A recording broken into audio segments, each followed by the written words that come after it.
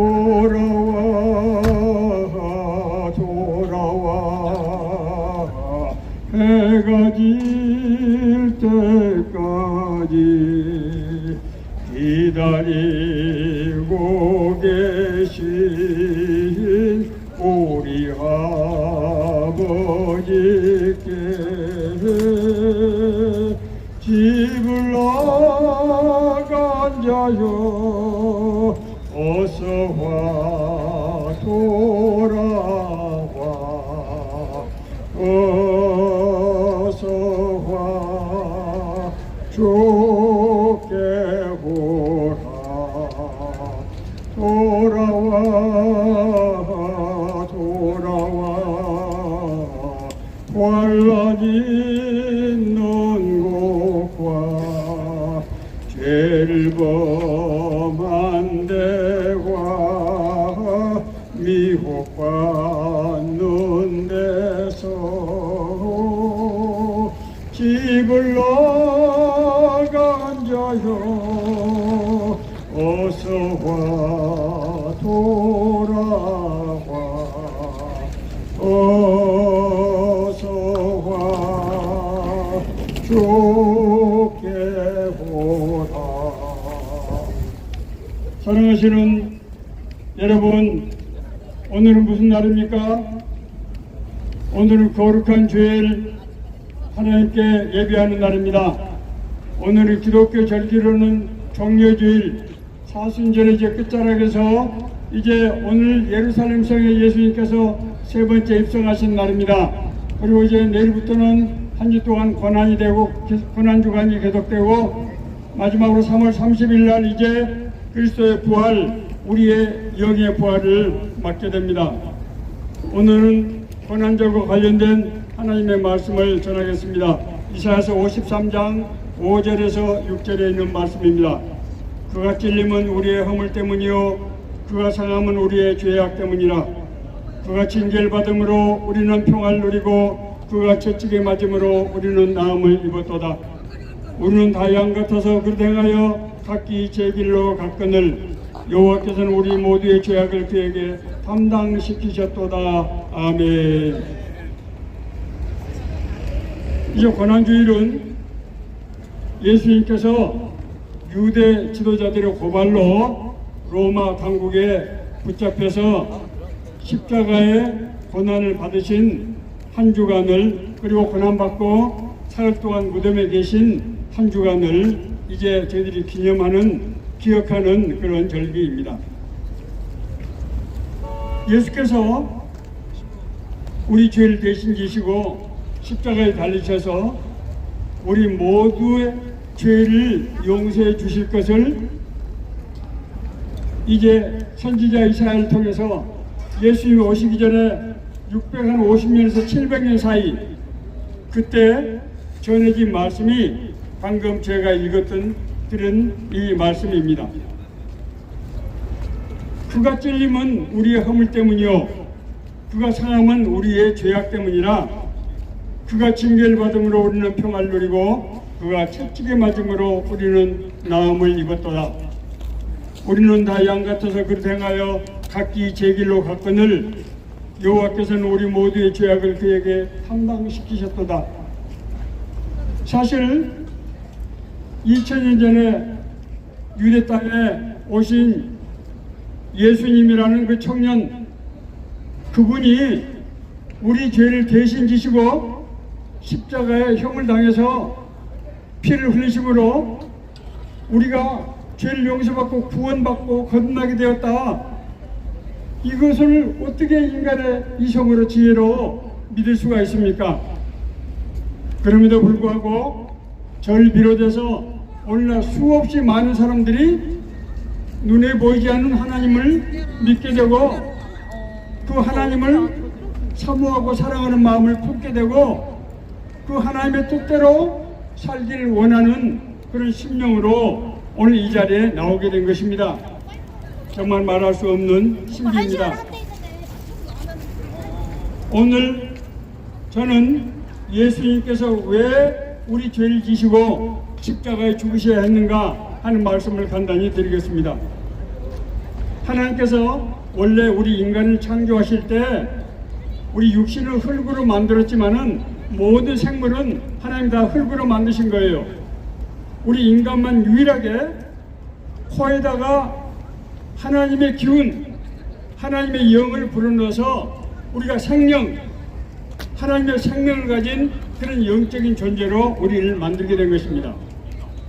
우리가 하나님의 영적인 존재로 지음을 받았다고 하는 것은 무슨 뜻인가 하면은 우리가 육신의 아버지, 육신의 어머니와 마음과 뜻이 하나가 되어서 만나면은 서로 기쁘고 반갑고 감사하고 마음이 편하고 그래서 같이 대화하고 같이 더불어 살고 어머니는 우리의 자신의 목숨을 걸고 우리를 낳아주셨고 그 힘들고 어려운 상황 속에서도 우리를 길러주시기 위해서 말할 수 없는 수고와 헌신하신 그런 사랑을 우리에게 베푸셨고 우리는 그 사랑에 감업하고 감동해서 어머니께 세상을 떠나신 지 50년이 세월이 지났지만 지금도 잊지 못하고 나중에 하나님 나라 가게 되면 꼭 한번 만나게 해주십시오 하는 기도를 하게 되는 것입니다. 우리가 하나님의 자녀로 하나님의 형상으로 지음받았다고 하는 것은 하나님과 동행하며 하나님과 함께 더불어 사는 그런 위치, 그런 신분을 말하는 것입니다. 자, 그런데 이런 하나님이 우리를 사랑하시고 은혜를 베푸심에도 불구하고 인간은 최초의 인간인 아담과 하와는 원래 아담과 하와라는 말은 모두 우리 인간을 지칭하는 그런 얘기입니다. 그런 이름입니다. 사단의 꾀임에 빠져서 하나님과 같이 되고자 하는 그런 욕망으로 하나님께 불순종해서 죄를 짓게 되었습니다. 하나님이 자기 형상으로 부모님이 자기 목숨을 걸고 우리를 낳아줬는데 낳은 자식이 부모를 모른다고 하는 겁니다. 부모님의 말씀을 듣지 않는 것입니다. 그러면 어떻게 됩니까?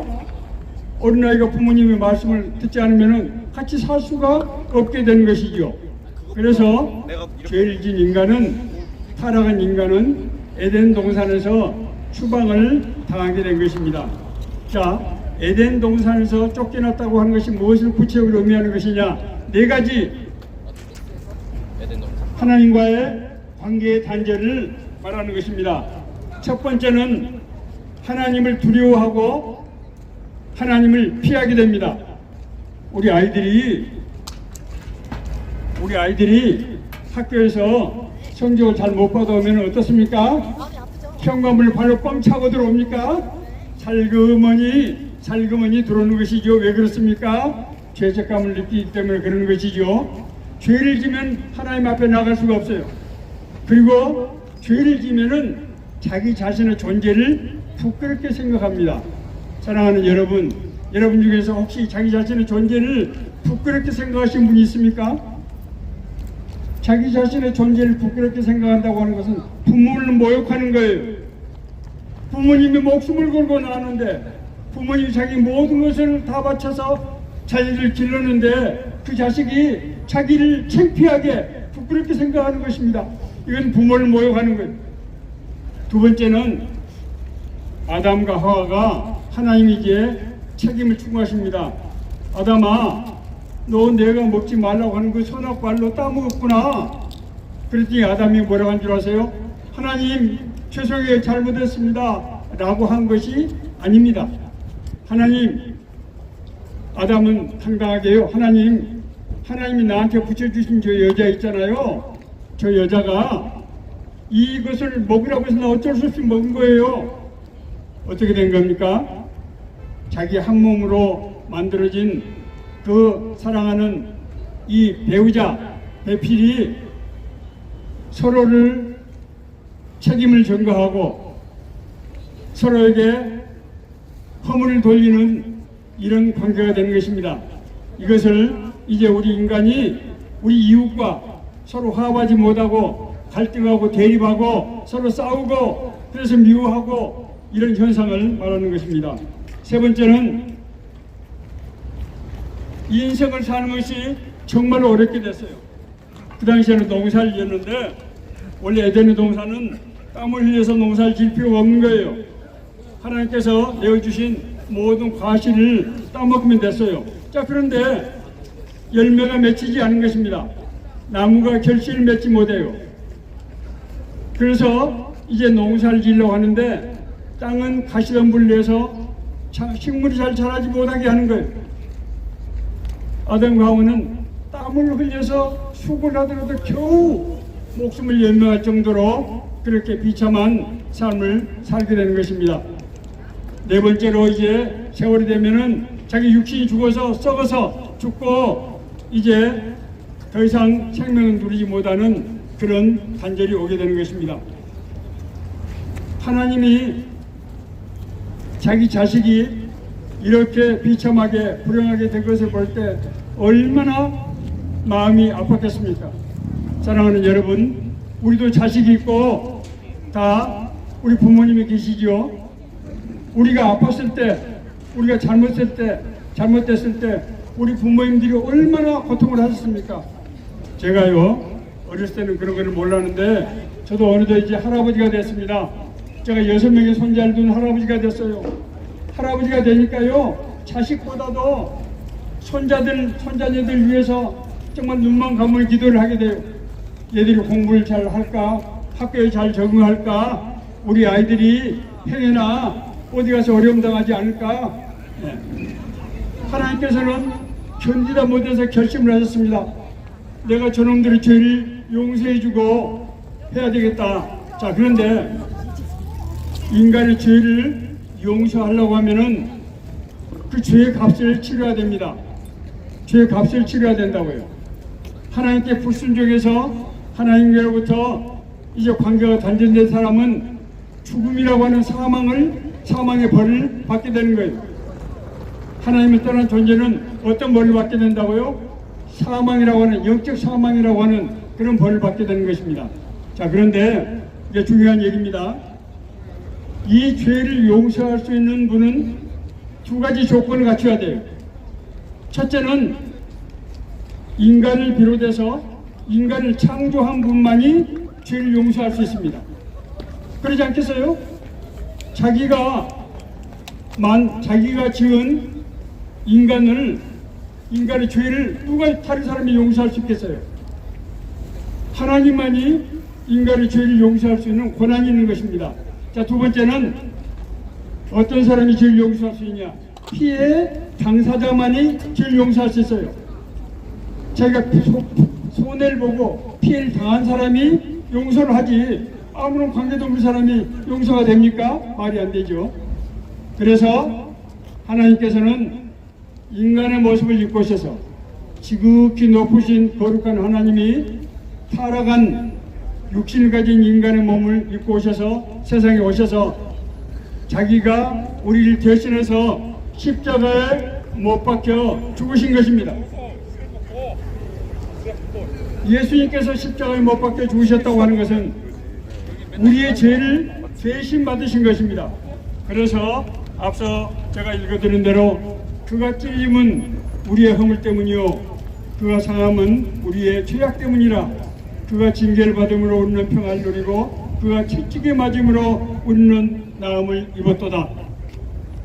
예수님께서 십자가에 달리셔 죽으실 때 누가 죽었습니까? 우리 죄가 동시에 죽은 것입니다.